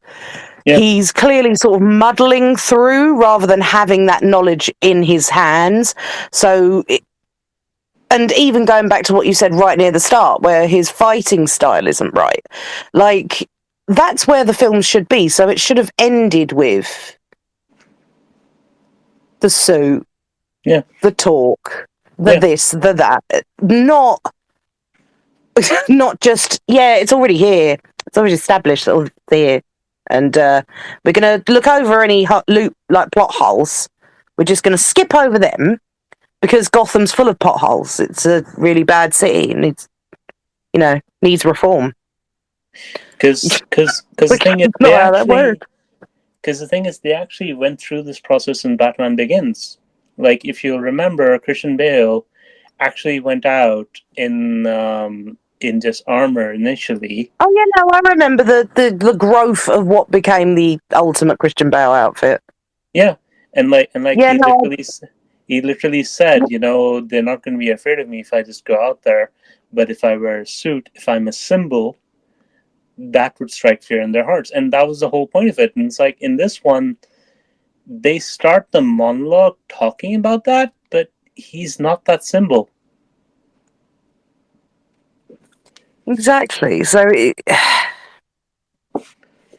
I just don't quite know what they were trying to achieve with the timelines of this thing. Yeah. Let's skip back to my notes. One thing we haven't talked about that much, Zoe Kravitz as Catwoman. Now, I really like her. My question that I've actually written here, and I write a lot, is do I hate it? Like, maybe it's just because it lacks that certain sense of subtlety, but I think it's the writing again. I think it suffers, like, from that writing. You've got the establishment at the start where, she's chasing after Annika, and she's almost Rubish, but she's clearly supposed to already be Catwoman. She's got she's doing so she shouldn't be establishing her character. It's already established. Zoe Kravitz doesn't really come across as slinky, sexy, Eartha Kitt. She doesn't? I know that it was a terrible film, Halle Berry, until like halfway through the movie. She doesn't really give off that real Catwoman vibe, and then when she finally does, it's still slightly lacking. I don't agree. I find her to be a really good femme fatale archetype. Like the only thing I would say is I would be vehemently against her having a solo film because her character is not good enough for that. No, especially not after this film. Maybe in a couple of films' time, when we've established her fully. It just felt, this film, do you know what though? If you were to actually cut an hour and a half out of this film, I probably wouldn't have had these complaints. Because if you'd cut out all of that establishing bequests in the first hour and a half of the film and just got into it and gone, right, no, you know who Batman is. This is Batman. You know who Catwoman is. This is Catwoman. Because that's what they're doing. And then they go back on themselves to re-establish stuff. And I'm like, I don't need you to do that anymore. I don't require that. We've worked half of a film away knowing that he's Batman. Like, I don't need... I don't need all this. I honestly believe that her only weakness is the plot. The character she's playing, I think it's the plot and the writing, but I do agree. Yeah. I do. Zoe, with what she was given, she did a great job. Oh, yeah. Like, most of them, I could say that. I mean, Pat's, I've written down here, actually, one of my key notes about him is he suffers from porcelain face and wooden acting style. Porcelain face. Well, he has got porcelain. He has not aged since he was Cedric Flippin' Diggory. He just seems to have got a tiny bit taller, maybe, and occasionally he can grow a beard. Apart from that, and even then it's not really a beard. So apart from that, he suffers from porcelain face. He looks the same in every film. He does the same faces. You can tell what emotion is on his face, not because he's acting well, but because it's written on it. So when he's angry, grrr, I've got an angry face. When he's turned on, I've got a turned on face. When he's sad, I've got a sad face. And that's not acting. That's, well, it is when you're in primary school. It is when you're in kindergarten or whatever and you have to do the school play. It is not in a Batman film. I know we've had to suffer through it. Christian Bale, by the time Christian Bale was Batman in his career, he'd managed to chisel away at the porcelain face. Still a bit wooden, though. But our Pats isn't there yet. I think he's still got a few more roles in him before he gets anywhere close to where Christian Bale now is, in comparison to how he started his career. I think... Alright, so this is going to be faint praise. Given the quality of the film, his performance is fine. Yeah. Like, I don't hate it. Yes, like he does the job well, and the voice is fine. His Bruce Wayne is something, but his Batman is fine. It's fine given the role that he has. Yeah. I mean, again, I think he suffers from the fact that the director and the writers have just come out of the Panda Social, and all of a sudden we're like, oh, we got to start work again. Bit rusty at this, because it came across that way. R. Pats is also the sort of actor that you can direct, because Water for Elephants proves that. A good director sitting next to him can get him to do certain things. He's clay. He's very, very hard clay, but he's clay. Yeah. And you could see how all the actors that know what the hell they're doing were just doing what the hell they know to do. Yeah. The ones that didn't floundered. And when that occurs, you got to feel bad for the actor, because that's the director's fault he was that wooden. It's the director's fault that he couldn't get into the right... I mean, the only thing that he managed to do was a decent impression of the Batman voice. I just didn't... I felt that he was very under-directed, and that's not his fault. I can't blame him. Yeah. It's a shame. Because it's passable, but it's not great. And I've got to a point now, especially with superhero films, and with the trajectory that it looked like DC were going along, I was hoping for a better movie.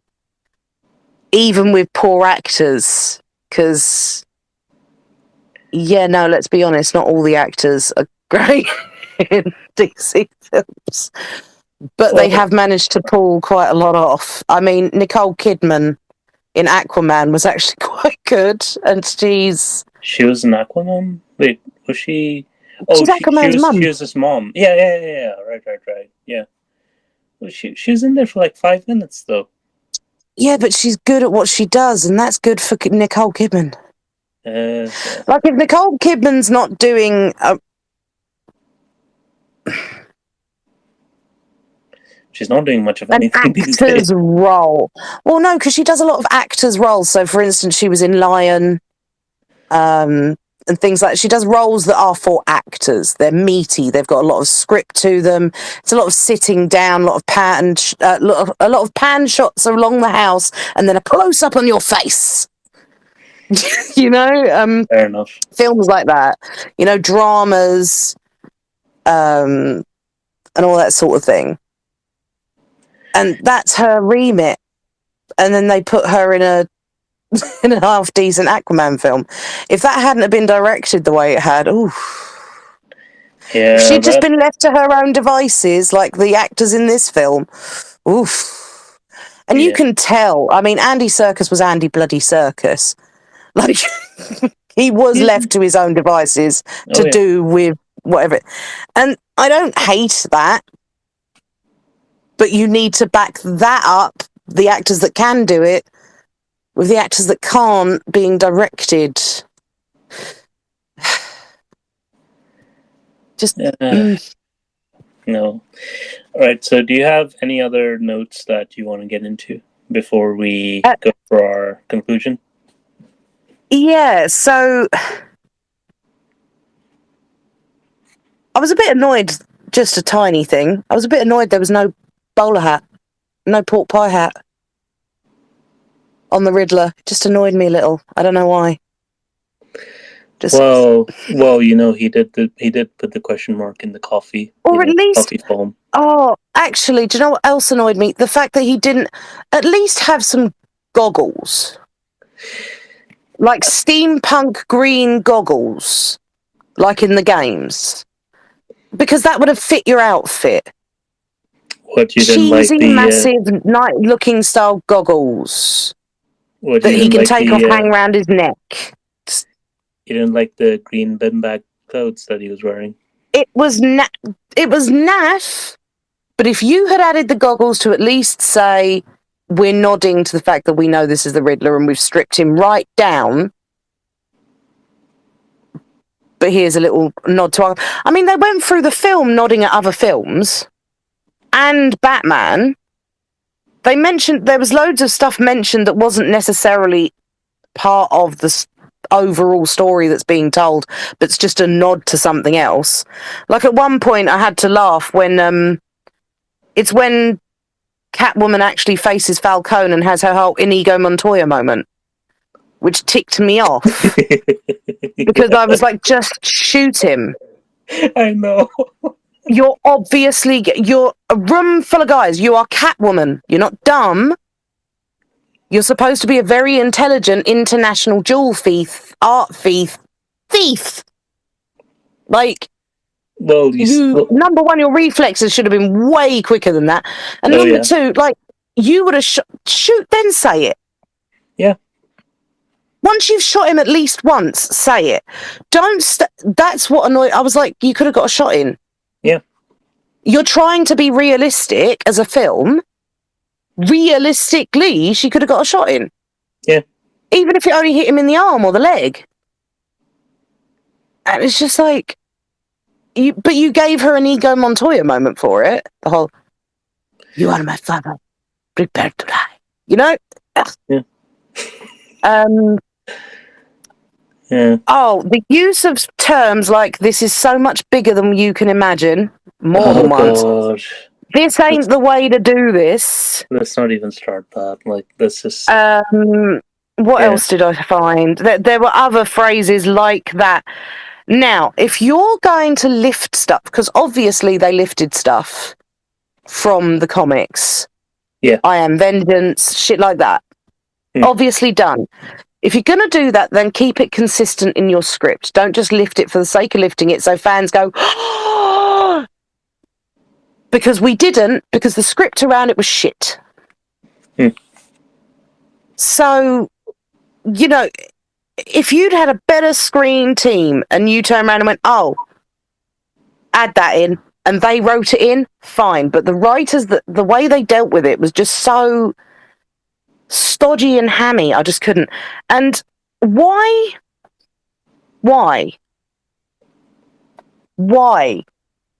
did we have the Tony Stark death moment?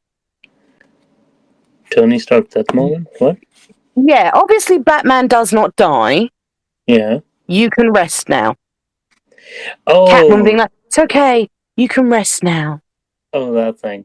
Yeah, it's an excuse to... It was terribly wedged in where it didn't bloody need to be. I know that you needed to have this whole, are you okay? Between Catwoman and Batman.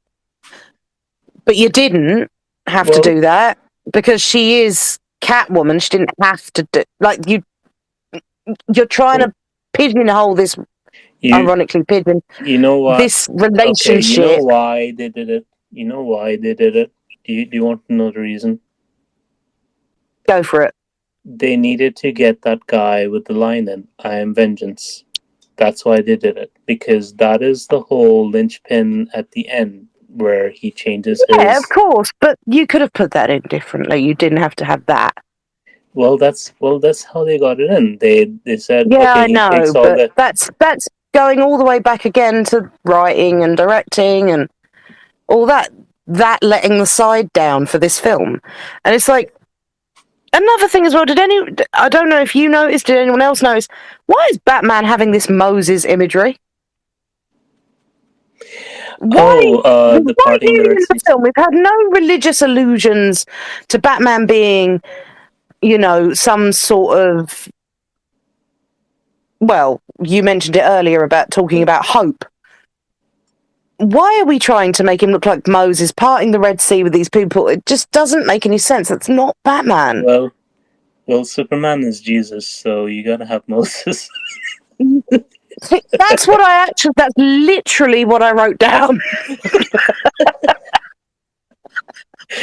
Like, But for why? Is it because Marvel took all the old gods? Is that it?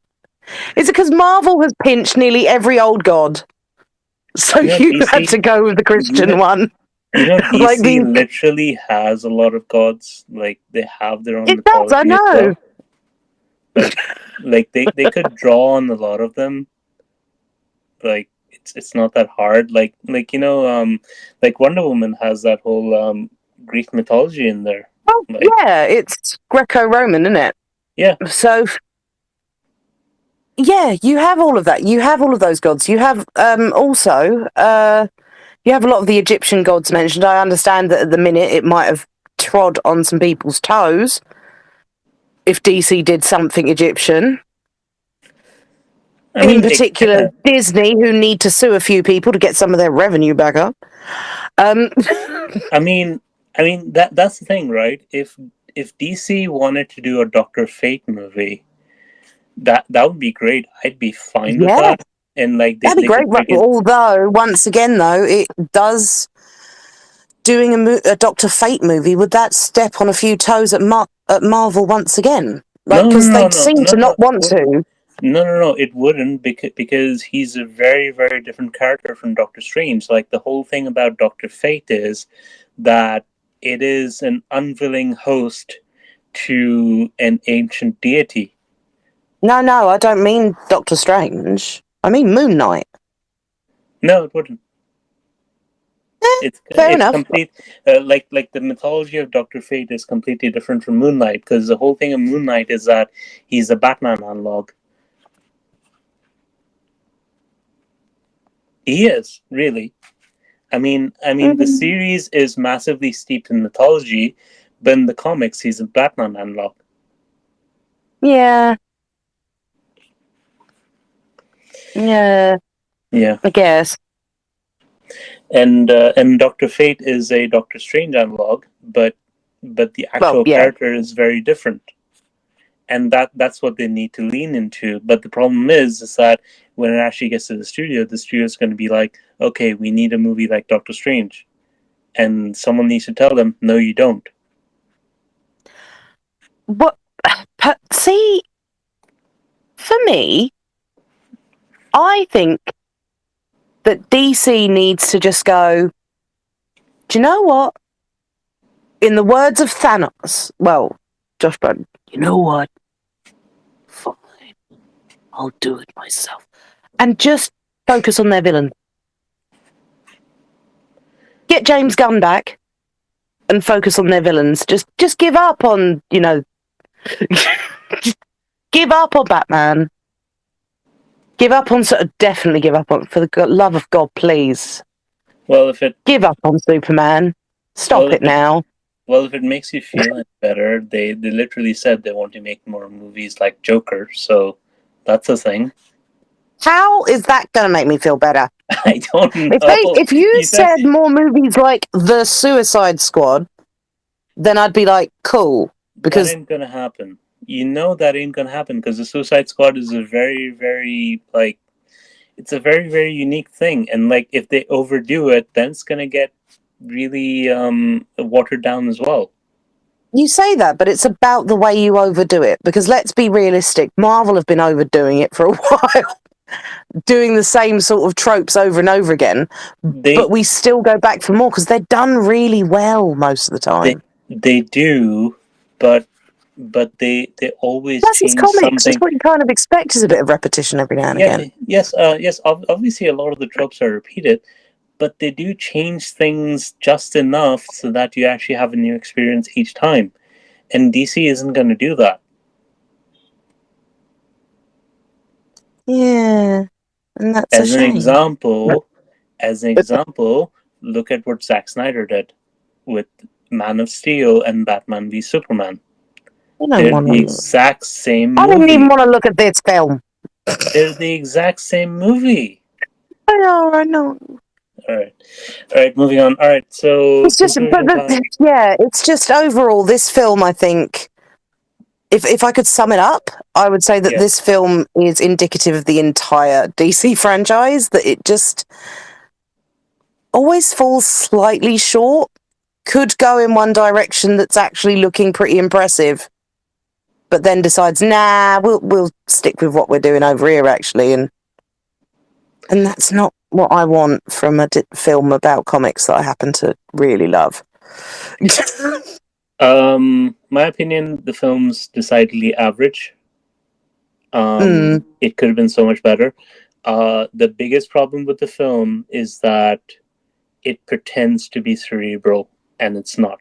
It's dumb. God, yes. Yes. The fact, like, there will be people who watch this and they'll be like, oh, this is amazing. And there are a lot of people who do that. But anyone who has the slightest sense... And enjoy what you enjoy. That's fine. Yes, that's fine. I don't care. Like, there's a lot of people like you out there. You know, just find your group. There's a big group of you out there. We're the smaller group here who don't like this film as much as you do. I'm sorry. Yeah, no. Yeah. This film could have been extremely smart. It could have been extremely God, in so many ways. And so many ways. It has so much potential. It has good actors. Like Robert Pattinson could have had a meteor role. Andy Serkis could have had a meteor role. Zoe Kravitz is fine. Like she has what she has. Like it's still good. She doesn't need more. Yeah. But it could have been better. Colin Farrell could have had a meteor role. Yeah. Really could have, especially as he does have a chase scene that has no risk in it. So, I mean, at one point I ended up sitting here playing Disney Emoji Blitz because I zoned out of a chase scene. Yeah.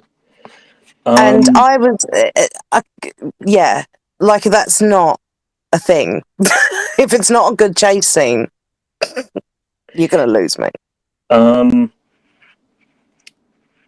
What I would say now is that Disney needs to put Batman on the wall for a while and focus on something else. Because DC need to refocus and not on the Joker. Yeah, totally refocus. Take Batman completely off the table for a little while. Also take Superman away. Give them a holiday or something and focus on something else. Yeah, like they've got amazing TV shows. Delve into that universe a bit more. No, they don't. They really don't. I love The Flash. Not anymore. Flash is crap now. Oh, I haven't watched it recently. It's melodramatic crap. Like the first 2 seasons were really good, and then just descended into this melodramatic pile of ash. It's just not that great anymore. Well, it's coming to an end, anyways. Fair enough, I guess. And I really liked what was that show? Heroes of Tomorrow something. I've forgotten the Legends name. of Tomorrow. Legends of Tomorrow. Yeah, I really like. I mean, we've got a universe now where we have DC characters such as Lucifer kicking about, and Constantine. Constantine's been done dirty so far. Yeah. Like, Keanu Reeves had a terrible film, and then he came up in TV, was really good, got cancelled. It wasn't a terrible film. I wouldn't say it was a terrible film. It was a studio interfered film. but All right, okay, I will give it that. Actually, in fairness, but it had a lot of good bits in it. Like, I still liked it. I mean, I wouldn't say a lot. Not a lot, Some but I still liked it, and handful. I It was okay. There was enough in it to keep me watching to the end of the film, but there wasn't enough in it for me to go back and watch that film again. you know Kind what of a I little bit want. like the Batman. Yeah, no, but you know what I want, and they'll never do this, right? What I want them to do is hire Sam Raimi and do a Swamp Thing remake. See, that sort of shit has been kicking about in the world for so long, more than just you. And yeah, go for it. Lean in. I'm down. Because Sam Raimi would come in, he would do practical effects. You know, he would do a practical Swamp Thing. He would get rid of the and even the CGI wouldn't be used much. The story would have a lot of heart. But they're never going to do that. Never going to happen. No, it's not. No. All right. Unless, someone out there stumbled onto this stereo today. Beardo, was it you? Yeah. Who actually is. All right. So going to be able to take all of these things and implement them. All right. So we appreciate Beardo sticking with us for the entire review. And since we're coming to the end of the review, we'll actually look at the comments that have been left. According to Beardo, I still give major props to the makeup department. Let's just play his comment. I still have to give major props to the makeup department for transforming Colin Farrell the way they did for the Penguin role. Like, holy shit, he was unrecognizable. The first time I saw a set photo of Colin in character, I almost doubted it was him. So, power to them. And as far as that, deleted scene that leaked, I'm sure you know what I'm talking about. Oh, this is all about spoilers. So, that one about the Joker, I'm a little apprehensive. I'm not going to lie, because no one could really top Heath Ledger's performance. Jared Leto's performance as the Joker was horrifyingly bad. Oh, Beardo, my friend, 100%. It's really difficult, isn't it? It's hard. I mean, Heath Ledger was just an amalgamation of every... Heath Ledger is number one for me, followed by Mark Hamill as Jokers that I love. It is that sort of thing, isn't it? I don't know. I think maybe they need to look into actors who aren't as well known or something like that. Maybe give it a shake-up for the Joker. All right, so we'll do another comment from Beardo and one more comment from another listener, and then we'll come to the end. That seems to be a very common grievance among a lot of film goers these days, is that films are just generally too long, or they're a half hour too long, or they're an hour too long, or 15 minutes too long. I get it.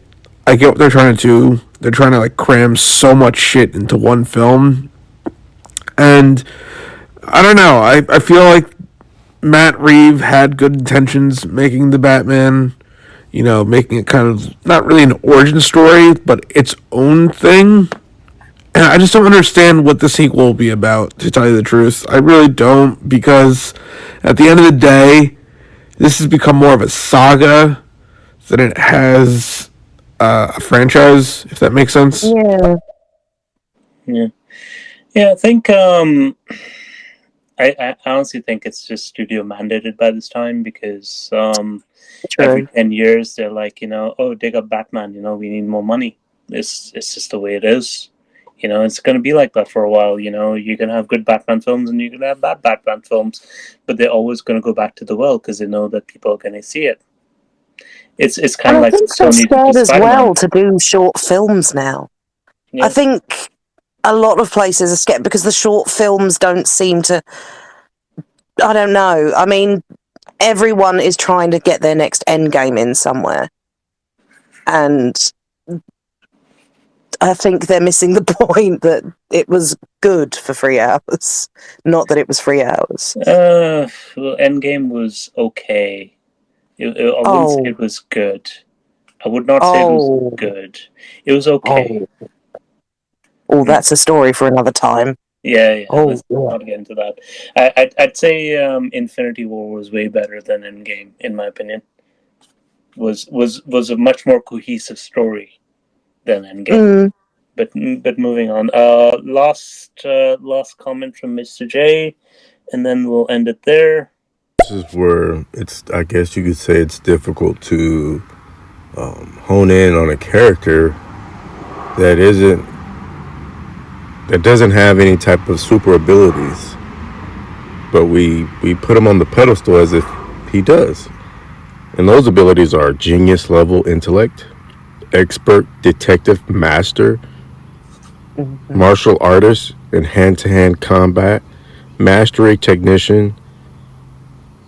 He's a master of strategy, field communicator utilizing high-tech equipment and weapons, which is, we know that he gets access to that because of, his basic unlimited funds somewhat, and things of that nature. But I guess you could say it's kind of difficult putting all of that into one character or finding someone that can actually do that.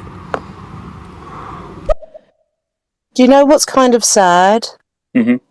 If there had been, if Ben Affleck had waited a little bit longer for Taika Waititi to write that film that now I'm going to make happen. Why are you so... Because I would love to see, because number one, I absolutely love him as a director. He can't yes, make he can. No, he can't. Yes, he can. He started, his career kicked in quite late, so he has to make up for time. So when this Batman movie happens, if he'd waited for Ben Affleck, I think that with that sort of direction, it could have been that sort of Batman. Like the Batman who is the millionaire bon vivant genius. Because Ben Affleck would have loved... That's the Batman he's been trying to get since he decided to become an actor. You know that man's been... he has... Even if it's not true, and that is actually how his face naturally went, some of that stuff, the cosmetics he got when he was younger to continue looking like Ben Affleck, just lean more into the fact that he wanted to look more like Bruce Wayne. The man wants to be Batman. Let him be that Batman with all the bells and whistles. I'm gonna say something, and this is gonna sound controversial. This is gonna sound very controversial. It just popped into my head, right? DC superheroes should not be relatable. Marvel superheroes are relatable. DC superheroes are gods among men. They should not be relatable. They should not be relatable. Everyone should have their own interpretation of what the hero is, but the actual hero on screen should not have a connection with the audience in that way. When you say that, you could boil that down to the absolute brass tacks of the fact that Marvel is the everyman. Yes, there are gods. Yes, there are this, there are that. Marvel is everyman. Yeah. And DC are the gods. DC are the fantastic, that level. Yeah. And maybe they should, just stick to that. It's fine. We like it. I'm not going to see Aquaman 2 for different reasons, but if those reasons were to miraculously cost millions to be recast and stuff, I'll happily go back and watch it because I enjoyed the surreal versus... Because that's what you're going for. You're going to see a man who's a fish god. It's just basically it. And it's Jason Momoa, who is already a god. He is a Polynesian god of some description. But... Down girl. No, there is no down girls for anybody. All us women can sense it in our bones that he is a god. Some men too. That's if you have bones, No, you don't necessarily need bones, to be fair. Yeah. But just be regardless, the point remains that it's more the case of he is otherworldly levels. He's not something attainable. Tony Stark's attainable. Yeah. And the fact they wedged that pseudo Tony Stark moment into the film just made it all the more annoying, because you're pressing home the everyman, and that's not what this is. Regardless of anything else, he may be human, but he's not an everyman. He's a step above Bruce Wayne. Like, the whole thing about Batman, and I never felt this, is that in the comics, it always seems like Batman is literally killing himself trying to achieve his goals. Oh yeah, like he goes through serious shit to get what he needs. Like, I mean, look at the Pit.